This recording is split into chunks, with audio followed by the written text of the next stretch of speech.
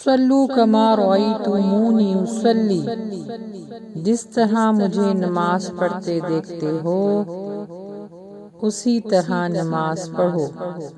صحیح بخاری۔ السلام علیکم ورحمۃ اللہ وبرکاتہ۔ Welcome to the Rahman academy online. میرا نام تانیہ مجیب ہے اور آپ دیکھ رہے ہیں channel Deen Islam by Tania Mujeeb. Programme نماز محمدی پڑھنا سیکھیے آپ کی خدمت میں لے کے حاضر ہوئے ہیں۔ آج انشاءاللہ ہم سجدے کا طریقہ، اس کی تسبیحات اور اس کی جو تجوید ہے وہ انشاءاللہ اس ویڈیو میں آپ کے ساتھ شیئر کریں گے، سیکھیں گے۔ تو اس ویڈیو کو لائک کیجئے، شیئر کیجئے اور اس ویڈیو کو آخر تک ضرور دیکھیے گا، کیونکہ انشاءاللہ آپ کو ہم سجدے کا جو طریقہ ہے جس میں مرد اور عورت کی کوئی تخصیص نہیں ہے، یعنی مرد اور عورت کے سجدے میں کوئی فرق نہیں ہے، انشاءاللہ قرآن و حدیث کی روشنی میں آپ کو وہ ثابت کریں گے۔ اور آپ سب جانتے ہیں کہ نماز کو پڑھنا ایگزیکٹلی جیسے نبی صلی اللہ علیہ وسلم نے پڑھا ہمارے اوپر فرض ہے۔ اگر نماز کو سنت کے مطابق نہیں پڑھیں گے تو قبولیت کی اہم شرط گم ہو جائے گی۔ تو نماز ایسے پڑھیں جیسے اللہ کے نبی صلی اللہ علیہ وآلہ وسلم نے ہمیں تعلیمات کیا ہے۔ یہ ہے سجدے کا طریقہ۔ جب سجدہ کریں آپ تو اپنے ہاتھوں یعنی بازوں کو اپنی بغلوں سے دور رکھیں اور اپنی نیز یعنی اپنے گھٹنوں کو پیٹ سے دور رکھیں۔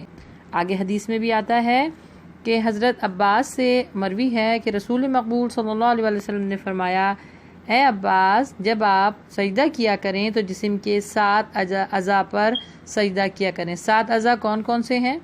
آپ کی ناک اور سر کی پیشانی ایک آپ کی ہڈی ہے، دونوں ہاتھ، دونوں گھٹنے، دونوں پاؤں، یہ 7 اعضاء جو ہیں وہ زمین پہ لگنے چاہیے۔ اور آگے ایک اور حدیث میں آیا ہے، حضرت انس سے مروی ہے کہ سجدے میں اعتدال اختیار کرو، کوئی شخص اس طرح اپنے بازو زمین پر نہ بچھائے جس طرح کتے بچھاتے ہیں۔ آپ کو انشاءاللہ مل جائے گی۔ اچھا، اس کے بعد ہم آپ کو پریکٹیکل وے میں بتائیں گے کہ کس طرح جو ہے وہ 7 اعضاء پر آپ نے سجدہ کرنا ہے اور کس کس طرح سجدہ کرنا ہے اور سجدے کے بیچ میں کیا کرنا ہے۔ تو آئیے سنتے ہیں۔ نماز کے طریقے میں چوتھا مرحلہ ہے سجدہ کرنا۔ رکوع سے اٹھ کر ربنا ولک الحمد کہنے کے بعد اللہ اکبر کہتے ہوئے سجدے میں جائیں۔ سجدے میں جاتے ہوئے گھٹنوں سے پہلے ہاتھ زمین پر رکھیں۔ سجدے کی حالت میں 7 باتوں پر ضرور عمل کریں۔ نمبر 1، سجدے میں ہتھیلیاں کندھوں یا کانوں کے برابر رکھیں۔ نمبر 2، کونیاں زمین سے اٹھی ہوئی رکھیں اور دونوں بازو پہلوؤں سے جدا رکھیں۔ نمبر 3، پاؤں کی انگلیوں کے سرے قبلے کی طرف مڑے ہوئے رکھیں، دونوں قدم کھڑے رکھیں اور ایڑیوں کو ملائے رکھیں۔ نمبر 4، رانوں کو پیٹ اور پنڈلیوں سے جدا رکھیں۔ نمبر 5، سجدے کے دوران ہاتھوں کو ٹیڑھا مت کریں بلکہ ہاتھوں کی انگلیاں قبلہ رخ رکھیں۔ نمبر 6، سجدہ کرتے ہوئے پیشانی، ناک، دونوں ہاتھ، دونوں گھٹنے اور دونوں پاؤں زمین پر خوب ٹکائیں۔ نمبر 7 پہ ہے آپ نے تسبیحات پڑھنی ہے۔ سبحان ربی العلی، سبحان ربی العلی۔ یہاں پہ سین کے مخرج کو اچھی طرح لگائیں، ہا کو دیکھیے، رو کو موٹا کیجیے، عین کا مخرج بھی ہے، 3 دفعہ پڑھیے، سبحان ربی العلی۔ ٹھیک ہے؟ اب سجدے میں رہتے ہوئے ہی آپ نے یہ دعا پڑھنی ہے، سبحانک اللہم ربنا وبحمدک اللہم اغفر لی، سبحان قدوس رب الملائکۃ والروح۔ یہ دونوں سجدے میں دعا پڑھنی ہے 1 دفعہ۔ اللہ کے نبی صلی اللہ علیہ وآلہ وسلم یہ دعائیں بھی پڑھا کرتے تھے۔ اور اللہ اکبر کہتے ہوئے سجدے سے اٹھ کر سیدھے بیٹھ جائیں۔ سوال یہ پیدا ہوتا ہے کہ 2 سجدوں کے درمیان کیسے بیٹھا جائے؟ یاد رکھیں کہ 2 سجدوں کے درمیان افتراش کیا جاتا ہے۔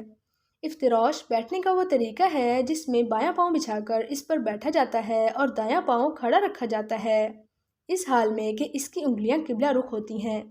2 سجدوں کے درمیان بیٹھ کر ہاتھوں کو گھٹنوں پر یا گھٹنوں کے قریب رانوں پر رکھیں اور 2 سجدوں کے درمیان پڑھی جانے والی کوئی بھی مسنون دعا پڑھیں۔ 3 دفعہ آپ نے پڑھنا ہے، رب اغفر لی، رب اغفر لی۔ رو کو موٹا کیجیے اور غین کی آواز کو چلنے دیجیے، رب اغفر لی۔ اس کے بعد اللہ اکبر کہتے ہوئے دوسرا سجدہ بھی اسی طرح کریں جس طرح پہلا سجدہ کیا تھا۔ دوسرے سجدے سے فارغ ہو کر اللہ اکبر کہتے ہوئے اٹھیں اور اسی طرح اطمینان سے بیٹھ جائیں جس طرح دو سجدوں کے درمیان بیٹھے تھے۔